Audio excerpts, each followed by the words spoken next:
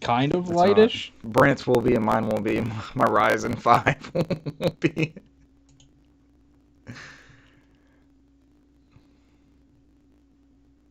Two years old. This is bullshit. Alright, we're going live just so we get up at 8 o'clock. 8:04. Oh, news is kind of lightish. It might not be that bad. Yeah, we're getting to the holidays. It is what it is. At least we'll have more time to talk about foreign games. bases, Maybe we can start but our own. parsing down on news. I was actually kicking around doing bi-weekly, Brant, and then I looked under SoundCloud, and we're like destroying the last 2 years' numbers. So it's working. Whatever it is, the numbers are going up. Member Contributor. Yeah. Foreign bases. Yeah, you still sound like you're under Whoever water. it is, they're going at it. We're building our fan base. Yeah. It's not Brant anymore. Those first 2 years were popped up by Brant. Then we brought him on. He's still our top listener, but I know he hasn't listened in a while. Trying to navigate the 50 monitors I got here. Co-host. Fuck. You never want to be co-host. Yeah, my bad. Yeah, that's the only one that I can actually comment on. I have no say in anything else you're doing locally. Skype did something to me. That's not good. Waiting for. Yeah. I mean, we would have. I got the right microphone. Oh no, you're talking about the live stream. So it sounds like I'm underwater. I'm waiting for me to come in the chat. Yeah, I use my Zoom. Yeah, I'm watching it go crazy now, so it is what it is. I saw it when we can research it. He gave me the credentials, so he said he paid for yours. He says he's not using it every day, so he doesn't care if we're using it once a week. So that's all. That's our bread and butter. Would we all have to have Zoom, or yes? We just hey, is Zoom? But I mean, just if there's adding somebody API has the sources, is official that all we have to do? log in, they're the host. We just join the host part, so it doesn't matter. Yeah. Cool. Okay. Got to make sure nobody drops in with random naughty bits showing on the screen while we're broadcasting. Yeah, it's like chat roulette. You coming in there and there's just dong in your face. And send us invites. Yep.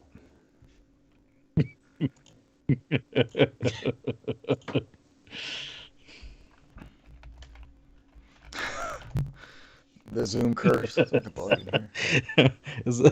That's our title, Random Dong. Could have been. Could have, should have, would have, right? I did miss this last week. Oh. Capture. Could have been dong in your face for this week's episode. What does that mean? Capture Zoom. Don't worry, Richard. Nobody will take your name. You're always going to be Kermit the Frog in our group. To make sense. Make the production laptop. You're the head of the Muppets, man. On the Zoom host, enable allow users to share when guess. someone else is sharing. On the Zoom host, disable. I'm the fucking I'm Beaker, sound man. When people waka walk in waka. And out on the Zoom host. There you go. Mute participants on entry. Configure your windows. Unless somebody dubs me as Hassan Gonzo and I just date live chickens. So one of those. I'm like Kermit the Frog. Yeah, I can be the shit. You are the Muppets. Yeah, okay, Swedish Chef Kermit. and Beaker What like Muppet the best comedic duo. Yeah. On TV.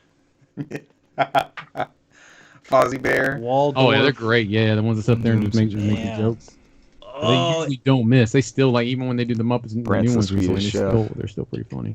Gosh, it starts with an H. It's Waldorf and God dang it! I'm gonna look it up. Sounds like reject characters. They're pretty from, good. Like, Lord of the two Rings. old dudes, their names escape me. They're pretty damn good too. His name's Waldorf. The one that has like the horseshoe kind of hair, like the balding.